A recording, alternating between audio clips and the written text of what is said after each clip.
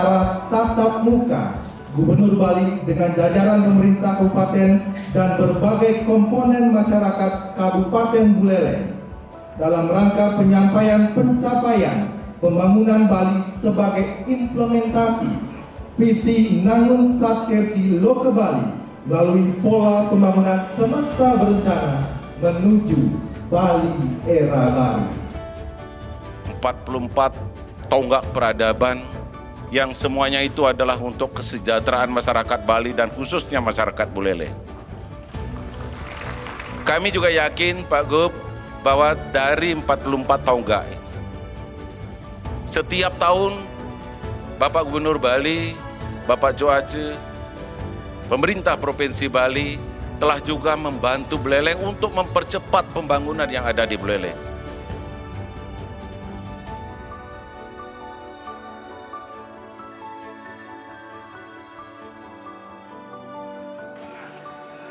Om Swastiastu. Assalamualaikum warahmatullahi wabarakatuh. Salam sejahtera, shalom, namo buddhaya, salam kebajikan, rahayu untuk kita semua. Yang tidak hormati Bapak Wakil Gubernur, Pak Coace. Sekarang saya turun bersama beliau karena sudah waktunya turun. Ya. Maksudnya turun sudah bawa hasil, bukan lagi turun berwacana gitu. Pak Koster, I love you. Pak Koster, I love you.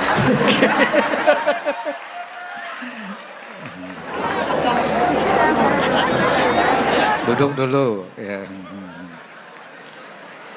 Jadi saya bersama Pak Wagub itu untuk bekerja saling melengkapi dan hubungan saya dengan beliau itu selalu baik, harmonis dan bekerja sesuai dengan apa yang ditugaskan. Biasanya pasangannya itu paling lama 2 tahun udah yang satu ke kiri, yang satu ke kanan. Kalau ini jalan terus, bareng-bareng. Karena dalam manajemen itu, kalau pekerjaan bisa dibagi, ya dibagi. Ngapain kita kantongin sendiri? Nah itu manajemen.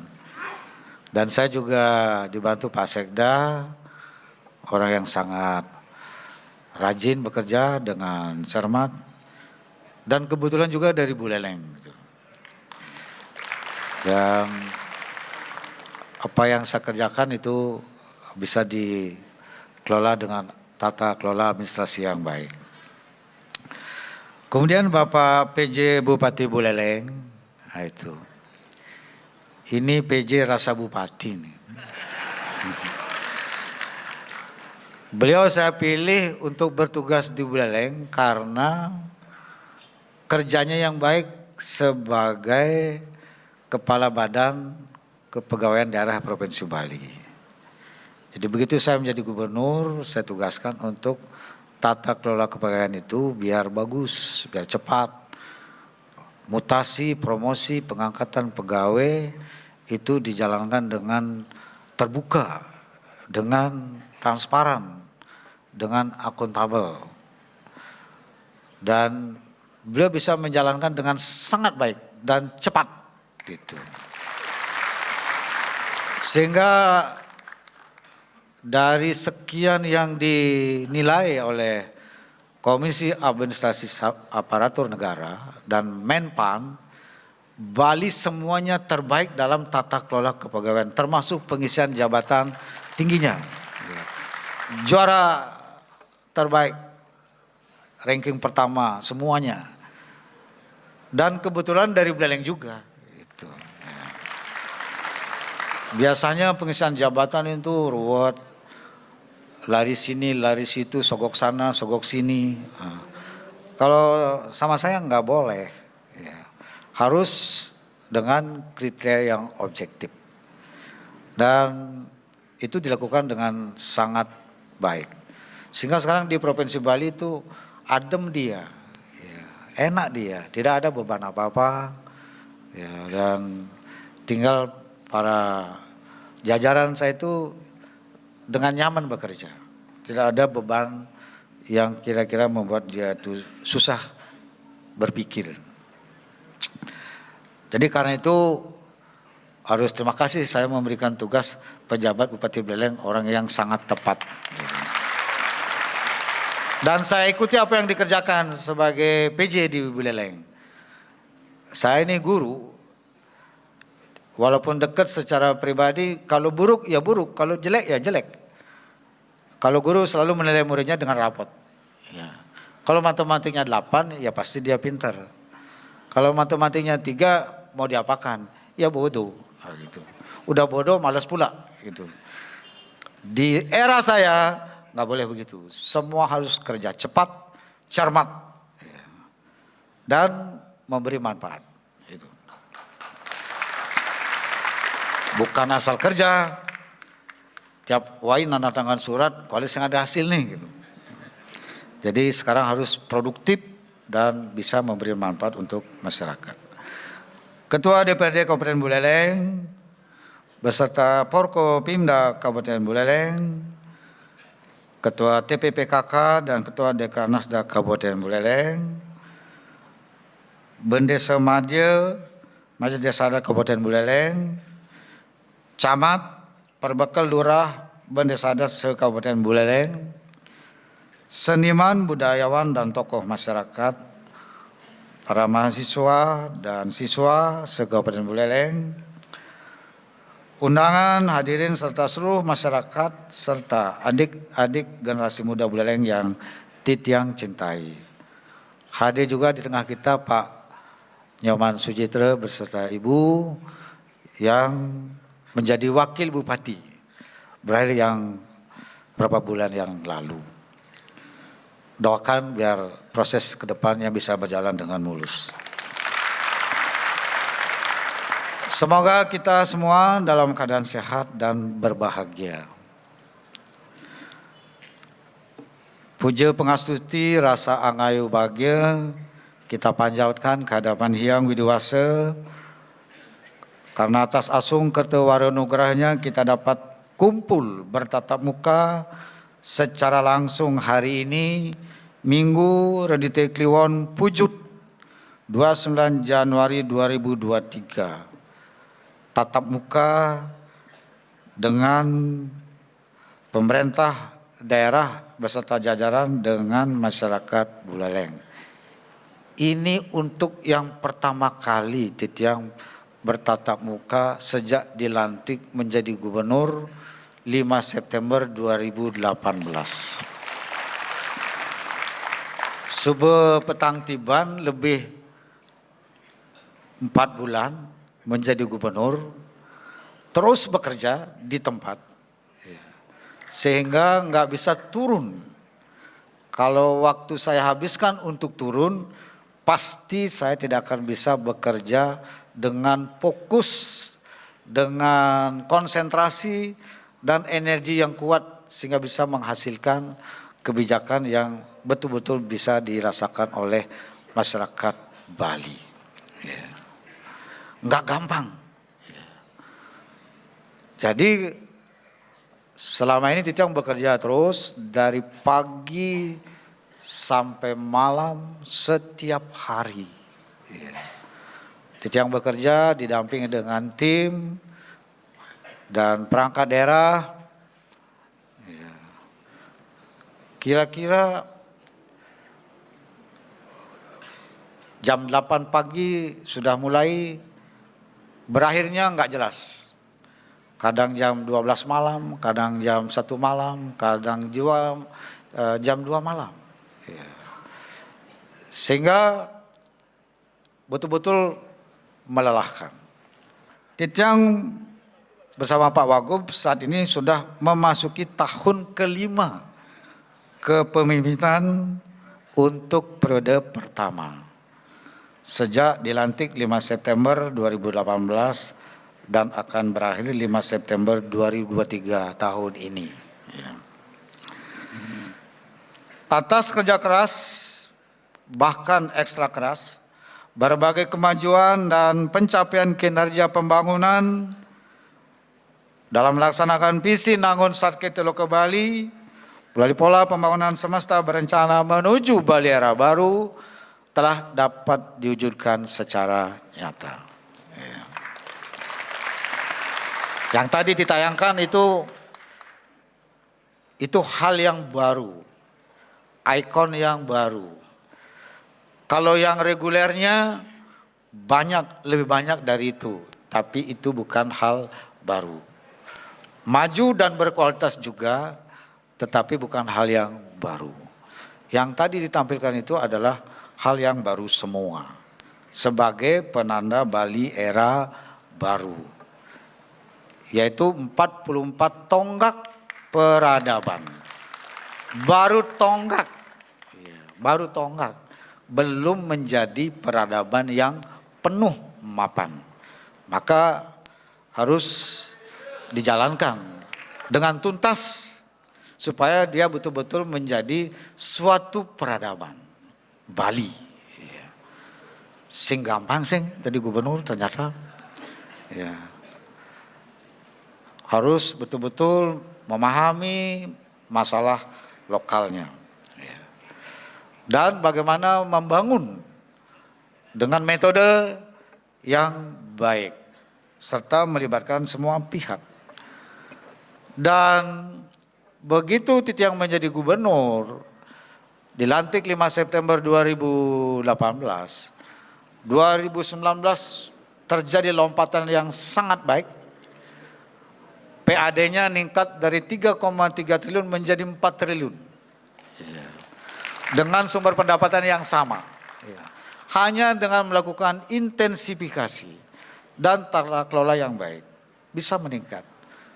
2020 kita kena COVID, menghadapi pandemi COVID-19, astungkar. Banyak yang berpandangan COVID ini itu bencana. Titiang memandang dari sisi yang lain. Pandemi COVID-19 itu memberikan anugerah banyak hal. Di antaranya adalah bagaimana metode di dalam mengelola pemerintahan, menjalankan pembangunan yang menjadi lebih efektif, lebih efisien. Dan memaksimalkan dengan perkembangan teknologi digital. Sekiranya tidak ada pandemi, mungkin digitalisasi tidak bisa berjalan cepat seperti sekarang ini. Kita dipaksa oleh satu kondisi untuk melakukan pembenahan secara total. Dan astungkare berkat kerja keras, kita mampu menangani pandemi COVID-19 dengan strategi paling efektif, sehingga Provinsi Bali meraih kategori terbaik dalam penanganan pandemi COVID-19.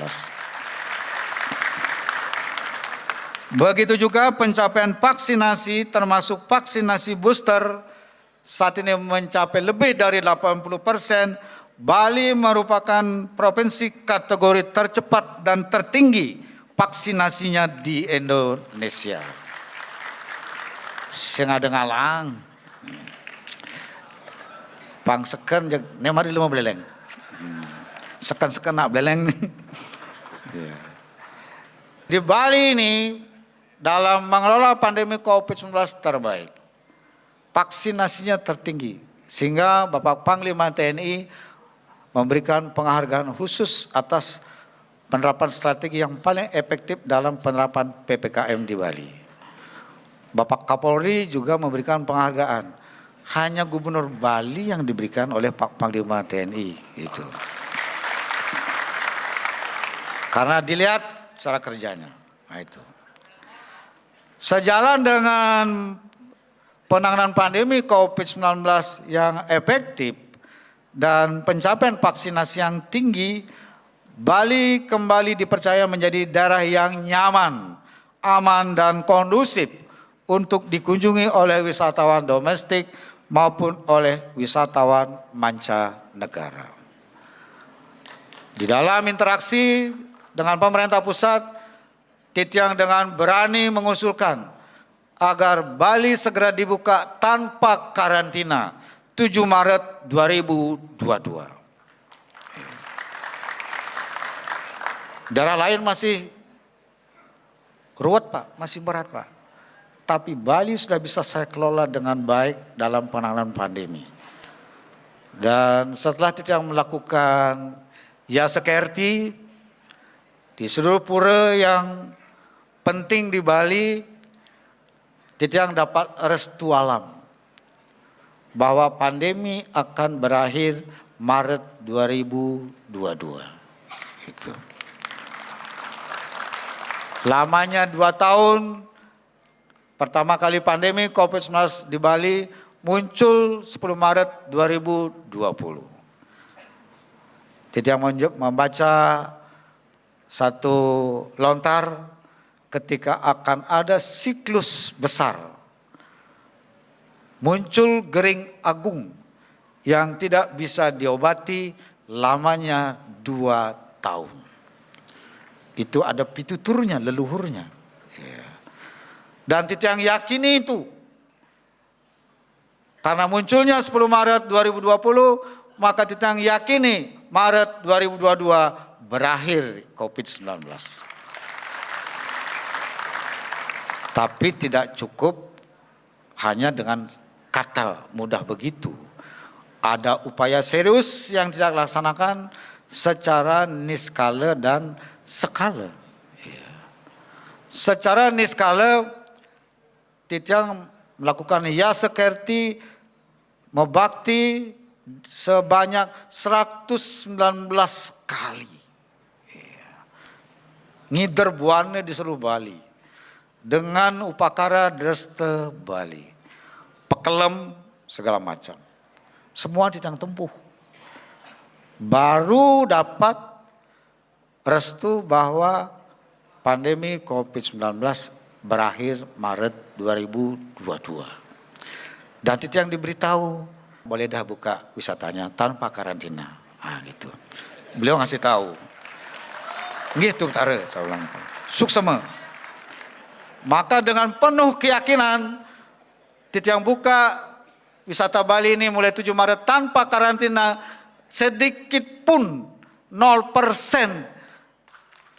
Saya tidak ada keraguan akan mengakibatkan pandemi ini terganggu, melonjak. Enggak, astungkara sampai sekarang. Sehingga sekarang ini sejak 7 Maret 2022 wisatawan domestik mancanegara mulai pulih pelan-pelan. Dan terus meningkat sampai Desember 2022 Titiang amati itu rata-rata yang domestik itu tadinya 13.000 di tahun 2022, yang mancanegara 10 ribuan lebih. Sekarang ini kebalik situasinya. Mancanegaranya lebih banyak daripada domestiknya. Yang mancanegara rata-rata 12.000 per hari kedatangan wisatawan mancanegara. Yang domestik 11.000 kedatangan per hari yang lewat Bandara Ngurah Rai. Jadi kalau total rata-rata 23.000 per hari orang datang melalui Bandara Ngurah Rai. Belum yang lewat darat. Lebih banyak yang lewat darat. Sehingga sekarang ini pariwisata Bali sudah pulih dan bangkit kembali. Dan astungkara Titiang amati terus tidak menimbulkan dinamika COVID-19. Oleh karena stabil terus, sudah berbulan-bulan stabil sejak diberlakukannya tanpa karantina, walaupun ada interaksi yang cukup tinggi, wisatawan domestik mancanegara dengan masyarakat lokal, tidak ada dinamika COVID, yang masuk rumah sakit tidak nambah, yang sakit tidak nambah, maka Titiang berani mengambil keputusan cabut PPKM. Semua regulasi yang berkaitan dengan PPKM di Bali sudah Titiang cabut semua. Jadi kita tidak ada lagi PPKM. Tidak perlu lagi pakai masker, kecuali lagi bengek. Supaya nggak nular. Nah ini kan enak kan ini. Nggak gampang ini Bapak Ibu sekalian. Dan pulihnya pariwisata perekonomian Bali ini itu berjalan secara beriringan.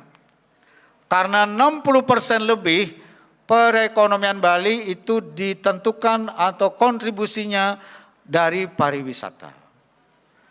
2 tahun pariwisata di Bali ini stuck karena pandemi, tidak ada kunjungan, mengakibatkan perekonomian Bali juga terpuruk. Sehingga harus kerja keras menangani pandemi, kemudian memulihkan pariwisata dan memulihkan perekonomian. Dan pulihnya pariwisata ini langsung berdampak pada perubahan dinamika perekonomian Bali. Tahun 2020 pertumbuhan ekonomi Bali negatif minus 9,31%. Terendah di Indonesia. Sesak napas kita. Tapi tidak boleh sesak napas lantas macet bekerja. Terus bekerja dengan penuh semangat. Kemudian sejalan dengan membaiknya pandemi COVID-19, 2021 pertumbuhan ekonomi Bali membaik, tapi masih negatif, minus 2,47%. Menurun dia dari minus 9,31 ke minus 2,47%. Minusnya menurun dan membaik jadinya. 2022 mulai terjadi pertumbuhan positif. Triwulan 1 tumbuh positif 1,46%.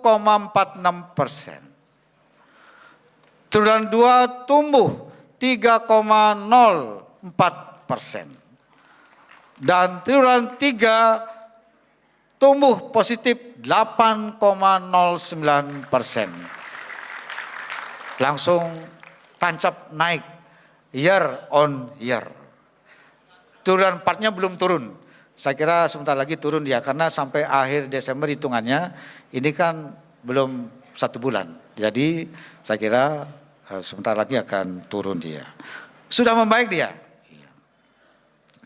Pemulihan pariwisata Bali dan perekonomian Bali yang jauh lebih cepat dan lebih tinggi merupakan suatu lompatan yang melampaui target yang telah ditentukan ini. Lompatan ini mendapat apresiasi dari banyak pihak, baik dalam maupun luar negeri.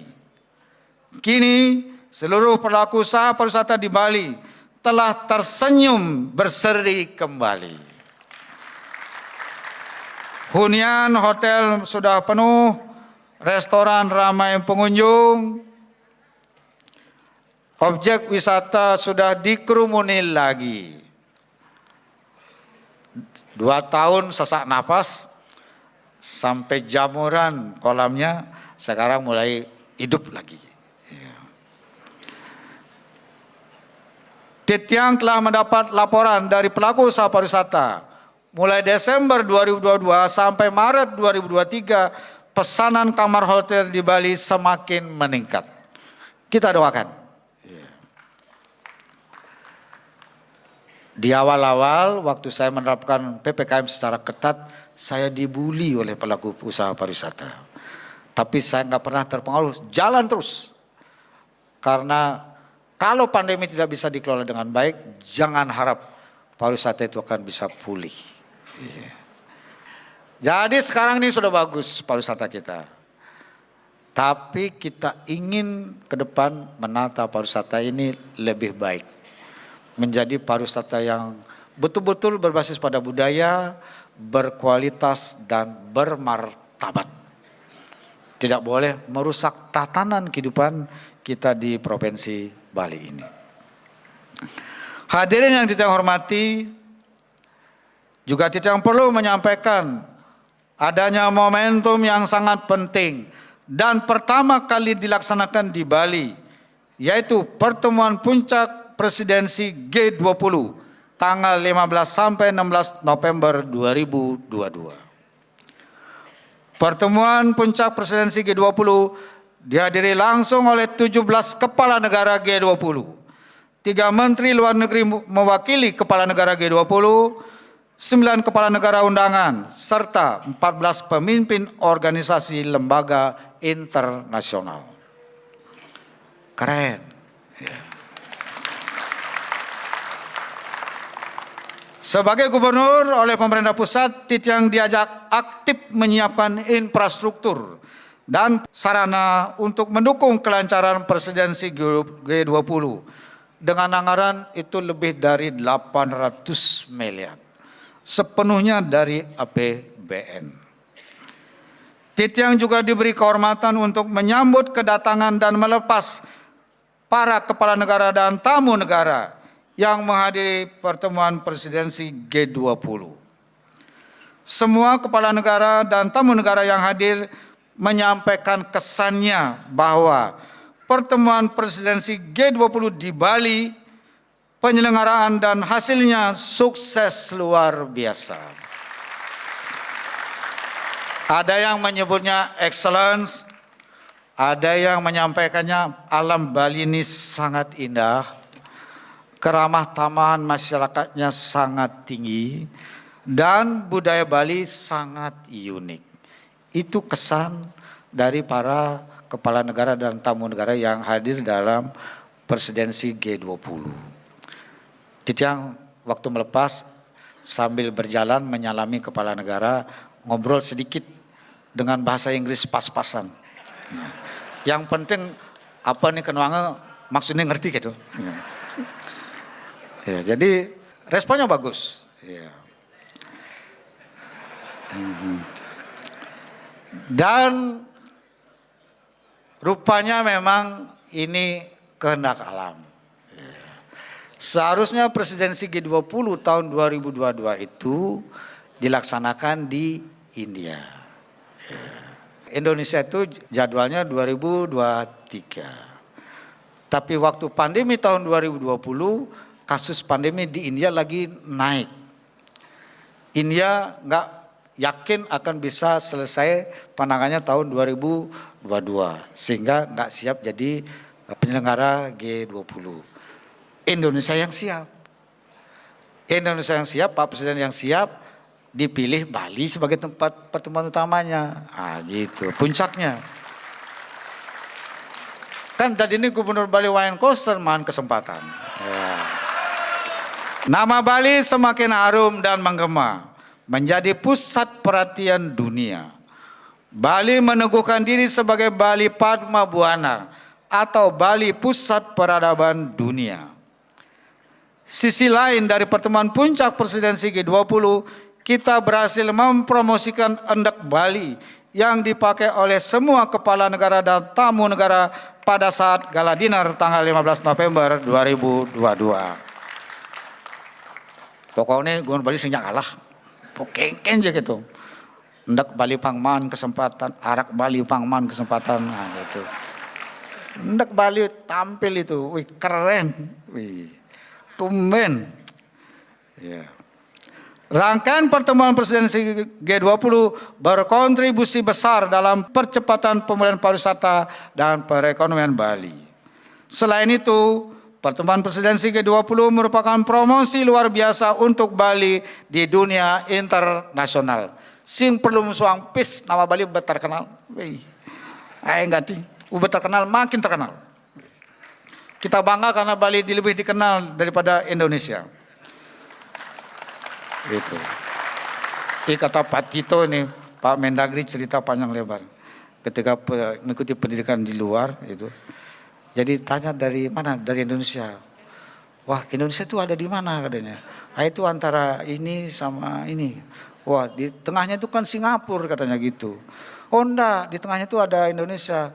Sebelah mananya Bali, Indonesia katanya gitu. Nah, wah keren kan. Jani bin ulian G20 terkenal. Ya. Dan setelah G20 sebentar lagi U20. Bin man rezeki. Agat gati. kejuaraan dunia bola internasional. Jadi Bali dipilih sebagai salah satu hostnya dari 6 provinsi. Ya. Sebab kalau nggak di Bali, pipanya nggak mau, harus ada Bali. Nah, gitu. Karena diadakan di Bali, bin mana oleh-oleh. Stadion diperbaiki, lapangan bola diperbaiki, jalan diperbaiki. Lumayan 153 miliar. Ya. Padahal janjinya saya waktu itu, kalau Bali jadi tuan rumah, Pak Gub mau mengeluarkan biaya ini, mau. Kayak doang malu gitu. Yang penting Pang di Bali malu gitu. Berpilih di Bali, bin strategi kedua, sing lapis nih, kayak kenang nih. Nah, gitu. Akhirnya APBN keluar lagi gitu kan. Ya, harus gitu mulai. Ya. Ya. Dan yang membanggakan, yang perlu menyampaikan ini. Ya. Dalam rangka kejuaraan dunia bola U20 25 Mei 2023 ini, official draw-nya, pengambilan nomor urut klubnya biasanya dilakukan di Paris. Kali ini dilakukan di Bali.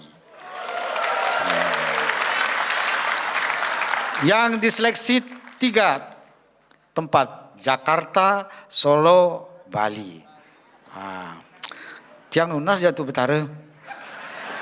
Betara tulungan malu tiang ini pang di Bali, official draw-nya. Astung kare setelah dipilih Bali lagi. 31 Maret 2023 ini akan dilaksanakan official draw. Keren, 24 negara dengan 200 peserta yang akan hadir nanti di Gedung Kesidarahan Nawa. Gitu. Mare ya seken mantep. Terus man rezeki, ini madan rezeki nomplok. Rezeki anak soleh. Titang juga perlu menyampaikan telah menghadiri acara United Nations Groundwater Summit 2022 tanggal 7 sampai 8 Desember 2022 di Markas Besar UNESCO Paris. Titiang memberikan sambutan untuk memastikan bahwa Bali sangat siap menjadi tuan rumah penyelenggaraan World Water Forum ke-10 tanggal 18 sampai 24 Mei tahun 2024. Suatu pertemuan yang sangat besar akan dihadiri oleh lebih dari 30.000 orang peserta. Ini atas inisiatif Bapak Menteri PU, Pak Basuki Hadi Mulyono. Ya. Saya diminta untuk membuat perencanaan, kemudian membuat surat kesiapan. Ondangnya surat, jegai surat, surat kan halu. Langsung gaya. Bapak aja bikin, saya tekan, saya bilang gitu. Ya. Begitu jadi tekan, dikirim, datang. Itu. Jadi Bali dipilih ya, menjadi tuan rumah tahun 2024. Bihin man rezeki. Wih, liu hati. Aneh demennya hotelnya. Itu ya kan tidur. Ya. Ya. Cara belanya hotelnya. Asli belalang ini. Pada saat memberi sambutan secara khusus, Titiang memperkenalkan arak Bali sebagai minuman yang diproses secara tradisional. Cita rasa dan kualitasnya tidak kalah dengan sake Jepang, soju Korea, dan whisky Eropa. Titiang menjelaskan ini dalam pidato di Markas Besar UNESCO Manyelipang. Sebenarnya kan bicara soal kesiapan menjadi tuan rumah World Water Forum ke-10.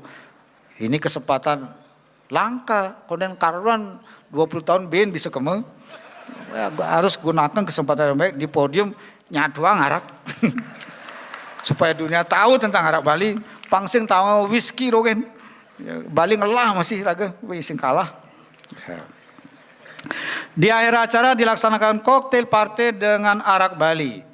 Para peserta dari berbagai negara memberi respon positif bahwa ternyata memang arak Bali lezat dan berkualitas. Tepuk tangan untuk arak Bali. Sampai ada yang 3 kali nambah, Saya layani satu-satu. Nih. Gubernurnya jadi pelayan, jadi bartender sekaligus. Itu. Selain itu, Titiang bersama Ketua Dekran Asda Provinsi Bali, Ibu Putri Koster, istri tercinta saya yang baik hati. Ya. Cuma hari ini nggak bisa hadir. Ya. Melakukan pertemuan dengan manajemen rumah mode Christian Dior untuk menindaklanjuti kerjasama antara pemerintah Provinsi Bali dan Christian Dior berkaitan dengan penggunaan endek Bali. Telah disepakati bahwa Christian Dior akan berkunjung ke Bali triwulan pertama tahun ini, ya kira-kira paling lambat Maret. Kemudian akan mengunjungi para IKM UMKM di Bali untuk mengikuti pelatihan di rumah mode Christian Dior tahun 2023 ini. Jadi para IKM di Bali itu akan diundang juga ke rumah Christian Dior. Pada kesempatan itu juga Ketua Dekran Asda Provinsi Bali menyelenggarakan passion, menampilkan busana berbahan tenun endek Bali, tenun tradisional Bali, hasil karya 4 desainer muda asli Bali.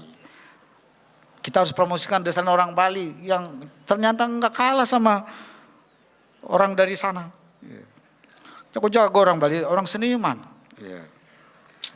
Maka kita harus cinta produk Bali. Orang kita punya. Nah, gitu. Acara passion yang didukung oleh BPD Bali, Perusda Bali, dan Bali Mall Go ID, serta difasilitasi Duta Besar Indonesia untuk Paris, berlangsung dengan sangat sukses dan mendapat apresiasi dari Christian Dior yang secara khusus hadir pada acara tersebut. Jadi pada saat acara di Paris itu, Titiang memperkenalkan 2 produk, arak Bali dan endek Bali. Gitu. Sehingga dikenal di dunia internasional dan naik kelas. Itu. Keren kan? Keren hati. Karena itu jangan bosan pakai endek setiap hari Selasa. Harus pakai endek. Itu. Terus ya atiban paling sing bing 2 meli gitu supaya senyum perajin kita. Amun uli beleleng, meli pengrajin uli beleleng. Dem liane di dong selenan gitu, dini beli ya songket beleleng angon gitu. Kalau ini songket beleleng dari Beratan, saya pakai keren. Karmulih soalnya pangsing ini baju baru tumben dipakai nih. Karena acara penting harus baju baru, nah, gitu. Songket baru, ya, itu. Dan Titiang perlu menyampaikan bahwa arak Bali ini itu betul-betul sekarang sudah dijadikan sebagai salah satu unggulan yang dipakai di hotel, ya, di restoran. Ya. Tadi kan udah ada itu kan ikrannya itu. Ya, jadi sekarang mulai udah impor mirasnya menurun, sekarang sudah banyak sekarang menggunakan arak Bali. Dulu arak Bali diuber-uber kucing-kucingan. Tagine pipis tahan nelen bin juang arak nih. Suto maro rene mulih. Sekarang saya jaga dengan peraturan gubernur. Nggak gampang mendapat peraturan gubernur ini. Meyakinkan pemerintah pusat nggak gampang. Yen sing lah pengalaman legislasi di DPR, jag sing idang. Karena pengalaman politik dan pengalaman legislasi inilah yang membuat saya ini susah dikalahkan. Baik. Dagduk jalawan. Gitu. Yen konden berhasil, berhenti ngomong, terus ngomong. Sampai berhasil. Nah, gitu. Di awal-awal kan arak Bali ini ketika saya video itu kan dibully. Sekarang begitu saya mengeluarkan peraturan gubernur, 2 tahun berkembang sekarang ini 32 produk merek arak Bali. Luar biasa. Menjadi ekonomi kerakyatan. Kadensian cuma di Karangasem arak Bali, ternyata di Beleng ada masih. Di Les ada, di Bondalem ada, di Grogak ada gitu. Sekarang udah keren. Maka gunakan dengan baik. Hari ini hari arak Bali, nanti sore. Ya. Tapi saya bikin Hari Arak Bali, dibully juga ada beberapa orang. Kalau yang itu orangnya ya memang ya begitu terus. Ya. Nah isin gumi adanya bang suka singangkan. Saya jalan terus. Ketika arak ini dibully dulu, saya jalan terus. Sekarang menjadi kehidupan. Kaku dia. Ya. Menjadi kehidupan masyarakat ya nih. Hendak balik atau masih. Ya. Jadi Hari Arak Bali ini adalah untuk mengingatkan kepada kita semua mengenai perlunya melestarikan warisan leluhur kita. Ya. Bukan untuk mabuk. Ya. Arak tidak bikin mabuk, yang bikin mabuk itu orangnya, perilaku orangnya. Ya. Hari Arak Bali adalah untuk mengingatkan kita semua agar kita menggunakan arak ini dengan bijak. Ya. Leluhur kita mengajarkan semangan sebelum megawe minum arak alu sloki, panganget, pang kenceng megawe nengale numbeg. Ya, sebelum tidur minum arak, panget, panggede bayu, panginep, pang sirap, luang sirapnya gitu. Dan berkat perjuangan saya, tidak hanya lewat peraturan gubernur, saya perjuangkan pengetahuan tradisional Bali membuat arak ini, saya usulkan menjadi warisan budaya tak benda Indonesia, lolos keluar Oktober lalu. Diusulkan untuk mendapatkan kekayaan intelektual komunal dapat dari Kumham.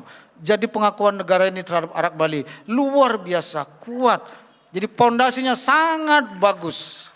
Maka harus dikelola dan dijalankan dengan baik. Itulah dibuatkan Hari Arak Bali. Ya, untuk menumbuhkan kesadaran kolektif agar kita menggunakannya dengan baik. Bukan untuk mabuk. Arak tidak bikin mabuk, yang bikin mabuk perilaku orang. Nggak usah arak, air putih juga minum 1 galon mabuk juga. Kita juga patut bersyukur pembangunan infrastruktur dan sarana prasarana strategis yang monumental, fundamental dan bersejarah yang memerlukan anggaran sangat besar tetap berlangsung. Bahkan sebagian sudah selesai meskipun ada hambatan keterbatasan anggaran dalam masa pandemi COVID-19. Ya. Astungkara, walaupun pandemi, anggaran kementerian itu mengalami refocusing, efisiensi di PU, di perhubungan dan di yang lainnya. Nah, yang di Bali nggak ada yang dikurangin, nggak ada yang dikurangin. Pilihan itu yang bukti, jaduh jangan ini peragat begini, agat sing gitu. Di antaranya adalah pembangunan pelindungan kawasan suci Pura Agung Besakih di Karangasem. Tadi ditayangkan 884 miliar. Setelah selesai tuntas 1,1 triliun. Yeah. Dari APBN 500 miliar, sisanya dari APBD Provinsi Bali. Yeah. Sehingga nanti kawasan suci Besakih itu betul-betul akan tertata dengan baik. Dan Astungkara selesai akhir Februari ini. Rencananya diresmikan oleh Yang Mulia Bapak Presiden Insinyur Joko Widodo. Kemudian pembangunan kawasan pusat kebudayaan Bali di Klungkung. Itu tanah 334 hektar telantar, carut marut, tidak produktif. Hamparan letusan Gunung Agung tahun 63. Nggak bisa diapa-apain lagi, ngoyong. Saya olah. Kenapa? Karena restu alam. Ya. Yang dulu mau melakukan bisnis di sana nggak diberikan jalan, macet, bahkan bermasalah hukum. Tapi karena saya diberikan restu untuk menjalankan, semua terbuka. Itu akan menjadi kawasan yang luar biasa, berkelas dunia. Dan yang punya siapa? Provinsi Bali, bukan swasta. Nah itu. Kalau yang punya swasta, kemana dibawa muka kita? Ya. Bali ini kecil. Kalau banyak wilayah ini dikuasai orang luar, bahaya. Jadi karena itu kita harus hati-hati dan makin progresif ke depan mengendalikan laju alih fungsi lahan di Provinsi Bali. Saya akan lakukan itu. Dan mulai tahun 2023 pertengahan ini akan dibangun fisiknya zona inti pusat kebudayaan Bali, 15 fasilitas pentas seni dan 12 museum tematik. Mudah-mudahan akhir 2024 selesai. Tahun 2025 Pesta Kesenian Bali sudah di tempat yang baru. Ya. Sana nanti kapasitasnya besar dia, lengkap di sana. Ada sungai, ada embung, ada pelabuhan, ada marina, ada hutan. Lengkap sekali. Ada convention, ada hotel, restoran, rumah sakit, dan berbagai fasilitas yang lainnya. Nah itu. Dan itu akan menjadi pusat pertumbuhan ekonomi baru di Bali. Bali Tengah dan Timur. Klungkung, Karangasem, Bangli, Gianyar yang akan mendapat manfaat. Kemudian pembangunan jalan shortcut Singaraja Mengui. Saya kira bapak-bapak masih ingat semua. Setiap pilkada terus jadi satu nih, shortcut. Kuala satu dogen. Sing tae nyidang majalan gitu. Ya. Sekarang sudah berjalan. Ya. Semula rencananya sampai titik 10. Saya tambah menjadi titik 12 supaya Bangkyang Sidem itu bisa dibuat jalur dari atas dia. Jadi tidak lagi ribet kayak begitu. Ya. Dan selesai tahun 2025. Ya. Anggarannya besar. Pembebasan lahannya dari Provinsi Bali, anggaran saat ini udah dia kira-kira 200 miliar, sampai titik 10 sudah dibebaskan, tinggal lagi 2 titik. 2024 akan dibebaskan. 2025 dibangun. Ya. Pembangunannya dari Kementerian PU. Dan walaupun pandemi tidak dikurangi, jalan terus. Besaki juga jalan terus. Karena apa? Karena Koster dekat dengan menterinya. Nah, itu. Yen sing keto bahasanya dong. Kena pangkas. Ya. Itu lebih nih Pak Koster di DPR. Ya. Agat gubernurnya tain menjadi DPR Pinklu. Ya, 3 periode pengalaman sekolah di DPR, memberi pengetahuan yang cukup ya, untuk membangun Bali. Juga membangun 3 pelabuhan sekaligus. Pelabuhan Sanur, Pelabuhan Sampalan, dan Bias Muncul. Dengan anggaran 563 miliar. Pelabuhannya bagus sekali. Dulu dari Sanur nyebrang ke Nusa Penida itu belecekan. Harus buka sepatu, buka sendal, angkat kain segala macam. Sekarang enak sudah. Ya. Kalau belum pernah lihat, lihatlah sana jalan-jalan. Ojogo di Tongose membangunnya tiang kalah waktu pilgub. Ya. Di Denpasar kalah, di Klungkung kalah gitu. Kuala sing tadi gitu. Ya. Membangun Bali, ya sing tadi karena urusan politik. Bangun Bali ya bangun Bali. Ya. Karena masalah objektif harus diatasi dengan cepat. Tidak bisa ditunda dia. Itulah sebabnya. Ya. Itulah baiknya orang Beleleng gitu. Kemudian pembangunan Turya pada Tower KBS 6.0 Kerti Bali di Buleleng, Bedaje, Sukesade. Sepenuhnya bersumber dari APBD Provinsi Bali, 400 miliar, 450 miliar. Ya. Astungkare selesai kontraknya sebenarnya Oktober 2023. Tapi saya minta maju Agustus karena saya berakhir kan 5 September. Pangmaan meresmikan. Yang kita orang meresmikan enam. Pangmaan meresmikan. Dan tower ini itu akan bersaing dengan tower lain di dunia. Menara Eiffel, Tokyo Tower, Toronto Tower, Macau Tower. Lungan bene. Lungan nih, lungan, jauh lungan. Ya, jauh lungan. Lengkap. Ya. Tempo hari saya ke Paris itu ngelihat Menara Eiffel, saya nggak tertarik lagi. Ah, ini masa lalu.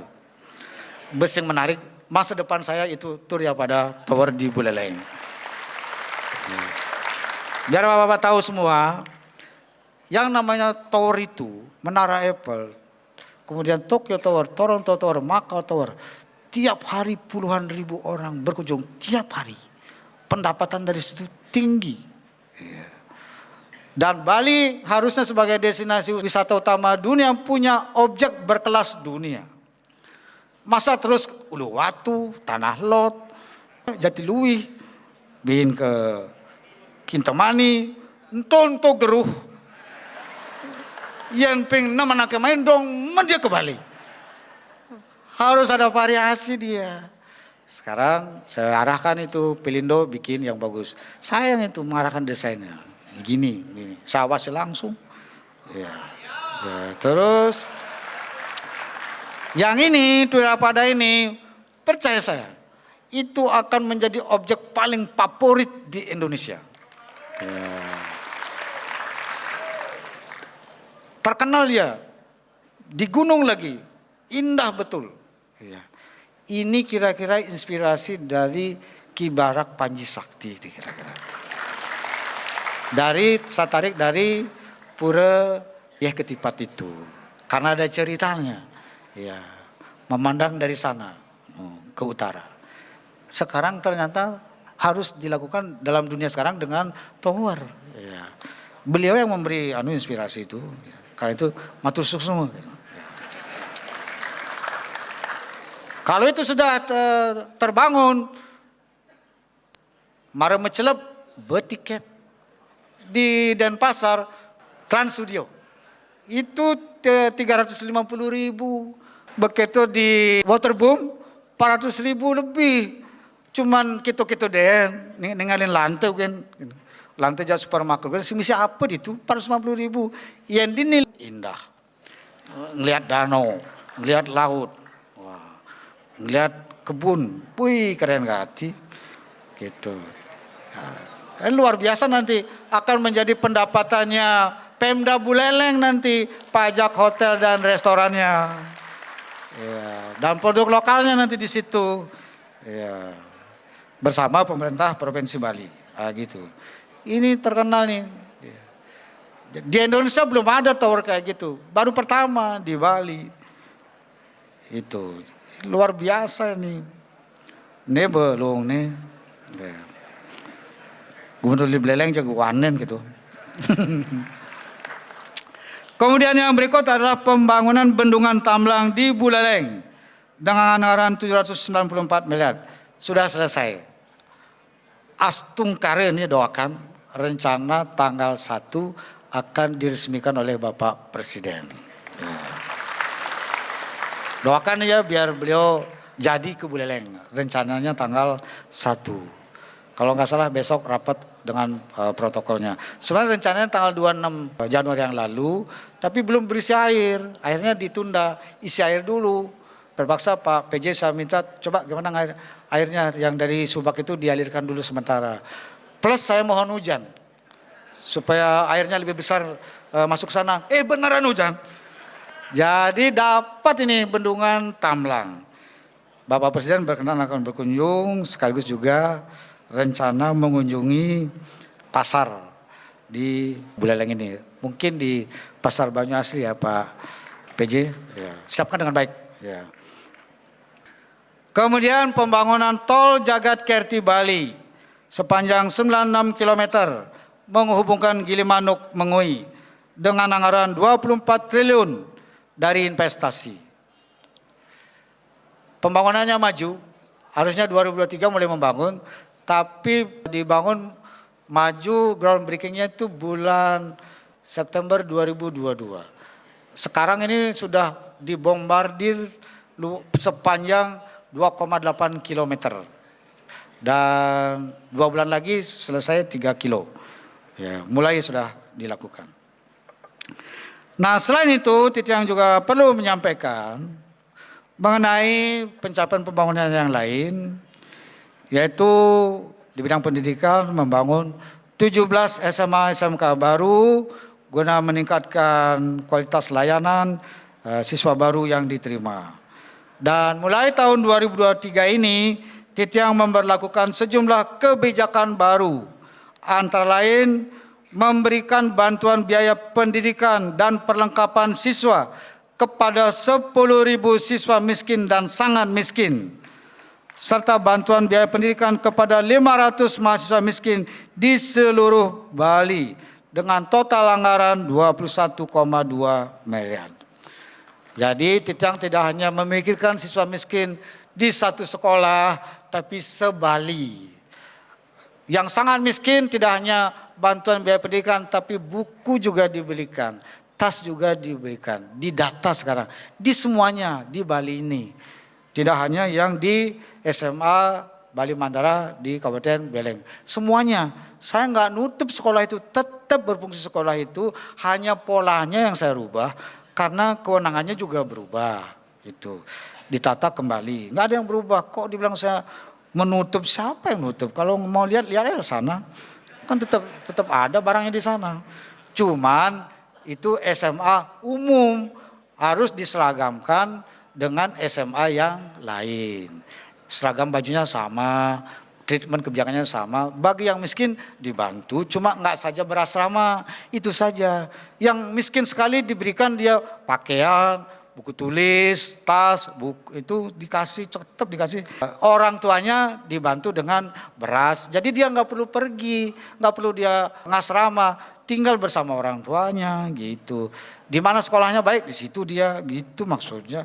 Yang kedua, bantuan biaya BPJS Ketenagakerjaan untuk 1.326 orang sulingih, 9.194 orang pemangku usia di atas 65 tahun dan 22.000 orang pemangku usia di bawah 65 tahun, termasuk rohaniawan semua umat beragama. Dengan total anggaran 6,9 miliar. Jadi kalau beliau nanti ini sulingih, karena sulingih sama pemangku ini Bapak-bapak harus kita muliakan beliau, karena tiap hari berdoa, tiap hari kan ini kan gitu dia. Beliau mendoakan alam Bali beserta isinya, termasuk kita doakan semua. Masa enggak diurusin dia. Kalau gelem urusin masuk rumah sakit dengan tanda khusus nanti mulai tahun 2023 ini. Kalau meninggal ada bantuan ngabennya segala macam. Itu lengkap dia, termasuk pemangku. Udah ada daftarnya, total itu 32.000 lebih. Iya. Iya Subak, sabar. 2024 mulai naik. Ada malu. Ya. Tenang aja, enggak akan dilupakan. Ya.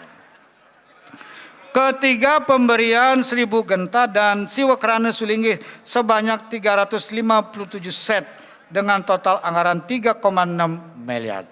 Jadi genta, siwakrana, genta untuk pemangku, siwakrana untuk sulinggih itu dibantu. Keempat, insentif perangkat desa se-Bali terdiri dari 636 sekretaris desa, masing-masing 500.000 per bulan. Kaur, kasih, dan kadus, kepala dusun dinas, 3.858 orang diberikan insentif 300.000 rupiah per bulan. Dengan total anggaran se-Bali 31,4 miliar. Kang Wang mau dua monto. Ya. Kan baru pertama ada kan? Dulu kan nggak ada. Pak Kades 1,5 juta itu. Kan baru pertama juga. Saya tahu itu kecil, tapi ini baru pertama. Nyana ben ada tambahan pendapatan, ben peneka. Tinggal nunggu waktu aja, doakan Gubernur Bali sehat, itu supaya bisa bekerja, cari duit, itu baru nanti akan ditambahin, kan gitu. Dengan itikat dan tekad kuat, Titang menyelenggarakan kebijakan dan program baru yang bersifat genial, original, inovatif, visioner, fundamental, monumental, dan bersejarah. Keseluruhan kebijakan dan program baru dimaksud berdampak luas pada perubahan tatanan kehidupan masyarakat Bali, menjadi sumber penghidupan baru masyarakat Bali, bersifat produktif yang secara langsung meningkatkan kapasitas dan nilai tambah ekonomi lokal Bali, serta meningkatkan kesejahteraan dan kebahagiaan masyarakat Bali di skala. Kebijakan dan program baru ini merupakan implementasi visi Nangun Satketo Loka Bali melalui pola pembangunan semesta berencana menuju Bali era baru yang mencakup penguatan dan pemajuan adat budaya, pelindungan kekuatan dan keindahan alam Bali, transformasi perekonomian dengan ekonomi kreatif Bali, mendorong penggunaan produk lokal Bali, pemajuan pendidikan dan SDM Bali unggul, menjadikan Bali pulau digital, mempercepat pembangunan infrastruktur strategis monumental, dan menyelenggarakan Bali Good Governance. Kebijakan program baru ini benar-benar merupakan sesuatu yang esensial.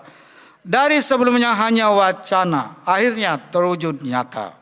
Dari tidak mungkin menjadi mungkin. Dari tidak pernah ada menjadi nyata. Bahkan dari yang sama sekali tidak pernah dipikirkan, kini hadir di depan mata memberi masa depan baru. Pencapaian seluruh kebijakan dan program baru ini atas restu alam, Astungkara, telah diwujudkan secara nyata yang dinamakan 44 tonggak peradaban sebagai penanda Bali era baru. Titiang memastikan bahwa seluruh kebijakan dan program baru yang mewujud dalam 44 tonggak peradaban yang penting ini akan terlaksana secara sistematis, masif, menyeluruh, permanen, dan berkelanjutan. Karena telah dituangkan dalam 20 peraturan daerah, 27 peraturan gubernur, serta dilengkapi 3 surat edaran gubernur Bali.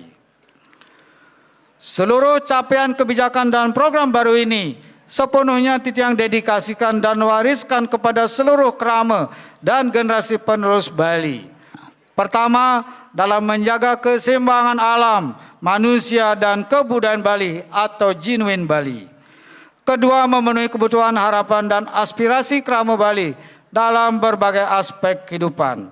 Dan ketiga, memiliki kesiapan yang cukup dalam mengantisipasi munculnya permasalahan dan tantangan baru dalam tataran lokal, nasional, dan global di masa yang akan datang. Dari sekarang sudah kita pikirkan bagaimana masa depan Bali 100 tahun lagi, 200 tahun lagi, 500 tahun lagi. Mesti dari sekarang dipikirkan. Kalau tidak kita akan terlena, terlewat, kebablasan kita, rusak nanti kita. Jadi karena itu ini harus disiapkan satu sistem dengan tatanan yang kuat. Segala capaian kebijakan dan program baru yang Titiang pimpin, Astungkara mendapat respon, apresiasi, pengakuan, dan penghargaan dari masyarakat, pemerintah, dan lembaga, yaitu nilai baik sekali untuk pelaksanaan program reformasi birokrasi dari Kementerian Pendayagunaan Aparatur Negara dan Reformasi Birokrasi. Makanya saya tugaskan Pak Kepala BKD ke Buleleng. Karena berhasil melakukan reformasi birokrasi. Semula ada 49 perangkat daerah.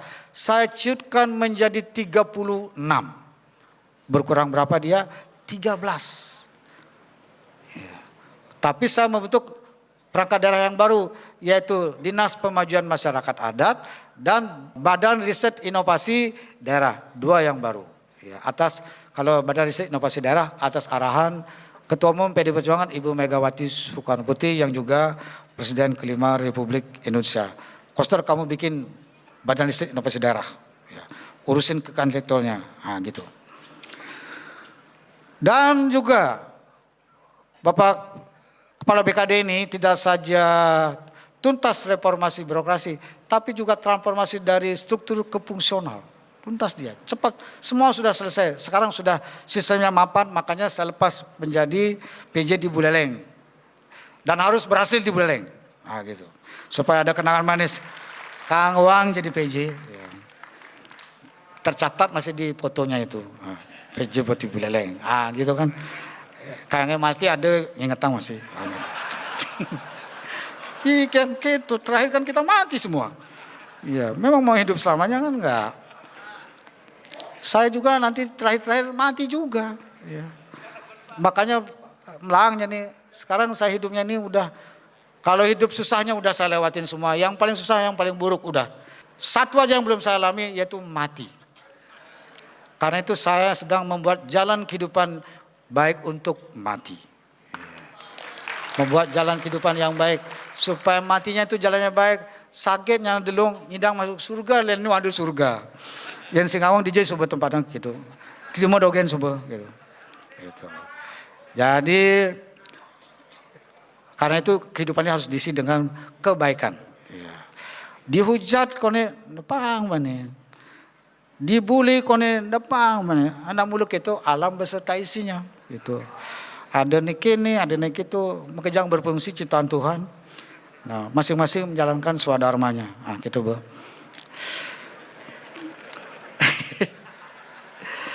Dikira saya orang mudah dirayu, enggak. Saya udah punya pondasi yang kokoh untuk mimpin Bali ini. Hidup saya udah selesai. Ya. Waktu kecil itu sering nonton drama Gong. Nonton drama Gong, kan ada ceritanya dia. Apa namanya, salah satu pemainnya kan harus, pemain utamanya kan Meyase ya. Meyase ya. Ketika menjalankan tapanya itu, Meyasenya itu keteke lipi, teke kene, teke nyamuk, megenap bulu. Nggak tergoda dia, terakhir bidadari datang. Nggak tergoda juga, terakhir anugerah terbaik yang diberikan untuk dia. Itu loh yang saya jalani sekarang. Orang sebagai ini toh juga yang menilai orang juga. Makanannya nasi juga. Ya. Amon tuan masih gitu. Anehnya tuang tonton den masih gitu. Kenane betawang masih gitu. Main kasih subetawang masih gitu. Sekolah udah lengkap itu. Jadi saya udah matang. Mau diapain saya ini udah berada dalam posisi saya nggak akan pernah respon sama yang begitu. Jag megai dogen subuh selegang gitu. Peragatan kayak ini. Yen tu hitungan bisa pusing sing megai dan ini sing pragat shortcut gitu kan. Ya. Ranking pertama dalam penilaian kualitas seleksi terbuka jabatan pimpinan tinggi dari Komisi Aparatur Sipil Negara. Penghargaan kategori sangat baik dalam penerapan sistem merit. Ranking pertama dalam penilaian kualitas seleksi terbuka jabatan pimpinan tinggi dan 34 provinsi di Indonesia dari 34 provinsi dan semua kementerian lembaga. Anugerah kualitas pengisian jabatan pimpinan tinggi kategori sangat baik dari Komisi Aparatur Sipil Negara. Pencapaian angka terendah stunting Bali sekarang 8,0%, Desember terakhir, terendah di Indonesia. Ya. Terbaik ini, lelang masih tinggi Pak PJ. Bapak 1 tahun ini genjot, ya, genjot ini. Lagi 2 tahun, ya, genjot lagi. Ya. Supaya bisa menjadi di bawah 6, ya di bawah 6. Kemudian yang berikut adalah penghargaan khusus atas pemenuhan maklumat pelayanan dan layanan kompensasi oleh Ombudsman RI. Innovation Governance Award dengan predikat terinovatif oleh Kementerian Dalam Negeri. Penghargaan dalam percepatan perluasan digitalisasi daerah. Satu-satunya provinsi memperoleh kategori sangat baik dengan indeks 3,68 dalam penyelenggaraan sistem pemerintahan berbasis elektronik. Terbaik Bali provinsinya. Itu. Penghargaan karena berperan aktif dalam memacu pertumbuhan kreativitas dan inovasi kekayaan intelektual dalam rangka pemulihan ekonomi nasional dari Kemenkumham. Urutan teratas dalam indeks keterbukaan informasi publik tahun 2021 dan ranking 2 tahun 2022. Peringkat terbaik dalam sistem pengelolaan pengaduan pelayanan publik nasional. Opini wajar tanpa pengecualian 9 kali berturut-turut dengan kualitas semakin baik. Peringkat pertama kategori pemerintah Provinsi Bali dalam capaian indeks pencegahan korupsi dari KPK berturut-turut 3 kali, 2020, 2021, dan 2022. Jadi Provinsi Bali terbaik dalam urusan program dari Komisi Pemberantasan Korupsi dalam capaian pencegahan korupsi. Peringkat pertama kategori pemerintah Provinsi Bali dalam survei penilaian integritas dari Komisi Pemberantasan Korupsi. Dan penghargaan apresiasi atas komitmen dan kontribusi dalam strategi nasional pencegahan korupsi oleh Komisi Pemberantasan Korupsi. KPK punya 3 program unggulan ke daerah. 3-tiganya dimenangkan oleh Provinsi Bali. Ya. Juara umum Bali. Yang ada juara umum. Ya. Mahan Bali juara umum. Pengakuan dari The International Energy Agency tahun 2020 terhadap visi Nangun Sarkitologo Bali sebagai kebijakan pemerintah daerah dalam menerapkan pembangunan rendah karbon dari hasil studi 100 kota 40 negara. Bali terbaik. Nah, selain penghargaan kepada pemerintah provinsi juga penghargaan kepada Gubernur Bali. Di antaranya adalah penghargaan PPKM Mikro terbaik dengan strategi paling efektif dalam pengelolaan PPKM COVID-19. Penghargaan dari Panglima TNI dan Bapak Kapolri. Penghargaan khusus dari Bappenas dalam bidang ekonomi hijau dan rendah karbon. Penghargaan People of the Year 2021 untuk kategori Best Governor for Healthcare and Action Against Pandemic COVID-19 dari Metro TV. Penghargaan Public Leader Award 2022 untuk kategori Good Governance.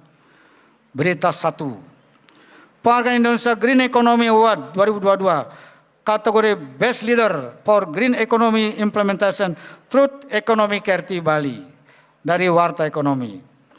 Penghargaan sebagai pelopor proyek intelektual properti dan tourism sebagai booster kreativitas dan inovasi untuk mendorong pertumbuhan ekonomi inovasi Bali, ekonomi Provinsi Bali dari Menkumham. Dan yang terakhir baru yang terima penghargaan sebagai tokoh pemimpin teladan pemajuan budaya lokal di era disrupsi oleh iNews tahun 2022. Karena penerapan pada desa adat, kemudian aksara Bali, busana adat, dan juga penggunaan endak Bali, itu mendapat perhatian rupanya, termasuk dampaknya terhadap ekonomi. Karena itu Titiang rajin sekali berbusana adat. Ya. Paling demen dengan busana adat daripada pakai jas. Kalau pakai di UNESCO jas itu karena terpaksa aja, karena di situ soalnya. Kalau di Bali saya nggak mau pakai itu, ribet, kebus. Hadirin yang saya hormati, dalam rangka mempercepat dan memantapkan pelaksanaan program visi Nangun Sarkitologo Bali di tingkat kota, kabupaten, kecamatan, desa, kelurahan, dan desa adat di seluruh Bali, Titiang nunas tulung ping banget. Memohon komitmen, partisipasi, dukungan, dan tindakan nyata dengan sungguh-sungguh melaksanakan berbagai program yang berkaitan dengan adat, budaya, ekosistem, lingkungan, serta penggunaan produk lokal Bali. Pertama, Titiang mohon bantu melaksanakan penguatan dan pemajuan kebudayaan Bali sebagai pelaksanaan peraturan daerah nomor 4 tahun 2020. Yang kedua, penggunaan bahasa, aksara, dan sastra Bali, serta penyelenggaraan bulan bahasa Bali. Kalau ada kantor, jalan, apapun fasilitas umum yang belum pakai aksara Bali, tolong Pak PJ tindak bersama Pol PP dan jajaran supaya semua menggunakan aksara Bali. Dengan menggunakan sesuai Pergub, aksara Bali di atas, aksara Latin di bawah. Itu cara kita memuliakan aksara Bali yang diwariskan oleh leluhur kita. Kalau di Cina nggak pakai aksara Latin, dia full huruf Cina. Jepang full huruf Jepang, Korea full huruf Korea dia, Thailand juga gitu, India juga gitu. Karena aksara itu menunjukkan kekuatan peradaban suatu bangsa. Jadi Bali memiliki aksara Bali, itu berarti Bali memiliki peradaban kuat yang dibikin oleh leluhur kita. Jadi luar biasa leluhur kita. Dulu belum ada sekolah, leluhur kita bisa bikin aksara Bali. Jadi sekolah tegak-tegak ngantek dokter, profesor, nyidangnya aksara. Coba kenal lu. Nyidangnya aksara jadi.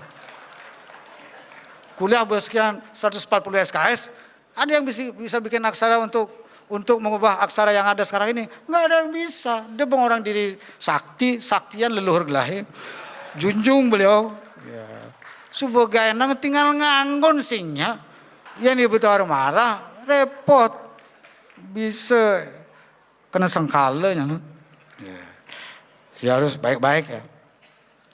Program perlindungan pura, pertimbangan dan simbol keagamaan yang mohon pura jagain. Kalau orang nggak untuk membakti jangan masuk pura. Mentang-mentang wisatawan hanya modal selendang mecelep. Tahu-tahu di lememen mecelep. Kan ini letah pura nih tadi nih. De naik gitu, ya.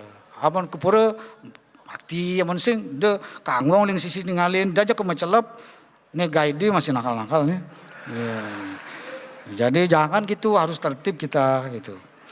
Melaksanakan program pembatasan timbulan sampah plastik sekali pakai. Tolong ini, kalau di hotel, restoran, pasar swalayan, pasar modern, toko modern sudah tertib sekali. 90% sudah tidak menggunakan tas kresek, tidak menggunakan pipet, tidak menggunakan styrofoam. Tapi di pasar tradisional masih tas kreseknya banyak.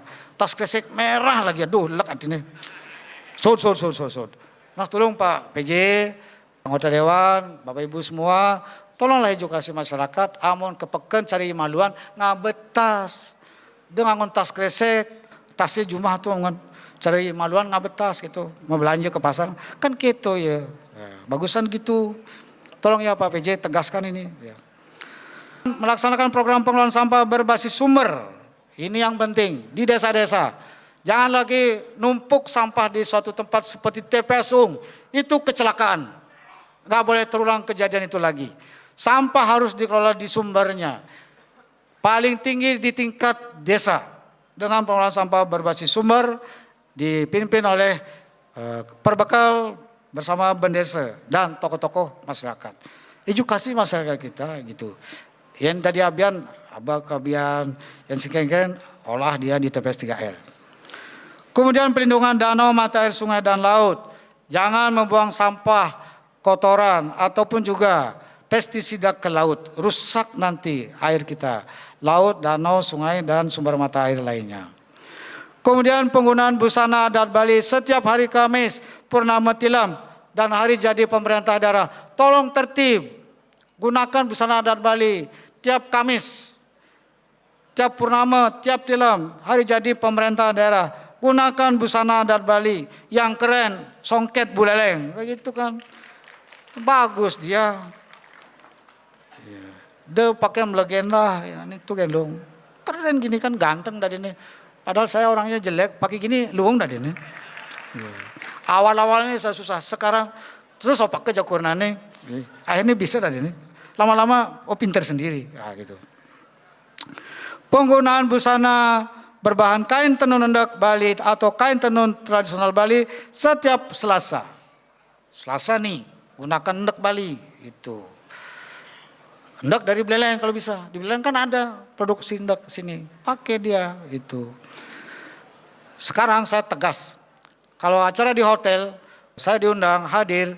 Kamis manajernya menyambut saya tidak menggunakan busana adat Bali, langsung saya marahin di tempat. Kalau dia orang asing, langsung saya deportasi. Gitu aja.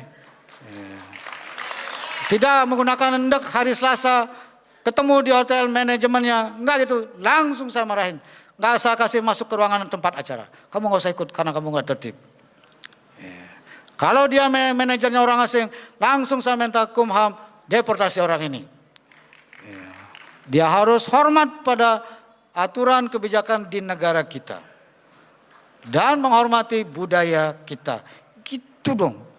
Dejek longgar, toleran yang enggak gitu. Menggunakan produk lokal. Nah, di Beleleng ini banyak produk lokalnya. Ada mangga, ada duren terkenal, ada anggur, ada megenap di Beleleng nih. Ya. Gunakan ini dia, garam lagi banyak di sini. Gunakan garam begini, jangan gunakan garam impor. Gunakanlah garam uli dini, gitu, uli tejakule, diles, dipejarakan gitu. Kan bagus itu dia. Gunakan itu dia. Beras Bali. Mangganya ingat nih Pak PJ dan yang lain juga, tolong ini. Mangganya yang dari Depeh itu supaya dikemasnya di sini, kalau bisa langsung perdagangannya supaya nilai ekonominya lebih tinggi. Jangan dia melalui yang lain, itu melalui daerah lain, itu sehingga nilai ekonominya buat masyarakat itu lebih tinggi dia. Kemudian menggunakan kendaraan bermotor listrik berbasis baterai. Mulai terapkan di kabupaten, pemerintah paling enggak mulainya aparatur nanti bisa kerjasama dengan Perusda alokasikan dana untuk beli, Perusda nyewakan kepada pegawai ke Pemda kan bisa. Ya, provinsi sekarang melakukan itu tahun ini. Ya. Jadi beli oleh Perusda, kemudian Perusda pinjam uang di BPD, kita sewa, kita bayar. Ya, cicilan dari situ. Nah, Bapak Ibu sekalian yang Titiang hormati, itulah pencapaian pembangunan yang telah Titiang laksanakan dalam 4 tahun. 4 bulan Titiang memimpin Bali bersama Bapak Wagub Cok Oke Sukawati. Ya. Nggak gampang.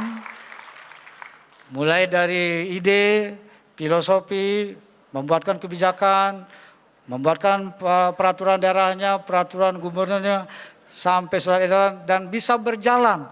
Dan yang utama bisa berjalan harus bisa cari uang. Kalau hanya mengenalkan APBD Provinsi Bali pendapatan sedaerahnya, amon tuan geruh. Tonto den, ya. Tiap limang tiban milih gubernur lamun togan modalnya tidak akan ada perubahan apa-apa. Ya. Tiap bayi naikkan surat, disposisi, apalagi SK pemindahan nasib, memperpanjang sewa tanah, alah. Sing sadar limang tiban coba. Ya. Maka buat saya itu 1 hari 24 jam kurang. 1 minggu 7 hari kurang. 1 bulan 30 hari kurang. 1 tahun 12 bulan kurang. 5 tahun periode pertama kurang. Harus jalan lagi ini supaya mapan ini yang 24 tonggak peradaban Bali era baru ini. Jangan dulu ganggu saya. Berikan saya tuntas mengerjakan ini untuk anak cucu kita, generasi kita ke depan. Jangan ganggu saya. Saya enggak ada yang main-main. Saya bekerja dengan fokus, tulus, lurus. Ngayah total las carya, niskala sekala. Saya enggak ada pikiran lain. Saya udah komit sama Pak Wagub dari awal. Pak Wagub kalau kita jodoh yang kemarin maksudnya ya, janjian kita ngayah totalnya sing tadi ngalih pis kan amon tuan cukup suba itu. Pak Wagub punya hotel, kaya orangnya. Kalau saya nggak kaya, yang mantas ngon makan adalah itu. Ya, menjani jadi gubernur sikat gigi beliange, mobil beliange, apa buin? Tinggal megay dogen suba, dongene gitu bin. Ya. Jembetang megai, gitu pang lulus ujian. Ya. Kan gitu dia. Nah, karena itu yang mohon masyarakat Beleng ini agar solid, kompak selalu bersama membangun Bali. Tindahin alu gumi Bali ini, tindahin gumi Belelengi, tindahin masjid lemo Beleng ini. Dem lagi dah. Begitu kan? Setuju? Nah. Sebelum mengakhiri, Titiang menyampaikan pantun. Plecing kangkung membasa sere. Apa artinya? Mudantuan ejan. Amon to subeng. Mengakhiri acara ini, Titiang mohon hadirin berdiri. Berdiri. Semua berdiri. Ya. Angkat tangan. Angkat tangan. Supaya meriah.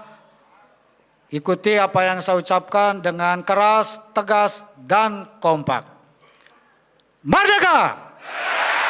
Kurang kompak nih. Merdeka! Kurang keras. Merdeka! Mantap. Sukses semua. Om Santi, Santi, Santi Om. Wassalamualaikum warahmatullahi wabarakatuh. Rahayu. Sekali lagi kita berikan tepuk tangan yang meriah untuk Gubernur Bali, Bapak Wayan Koster.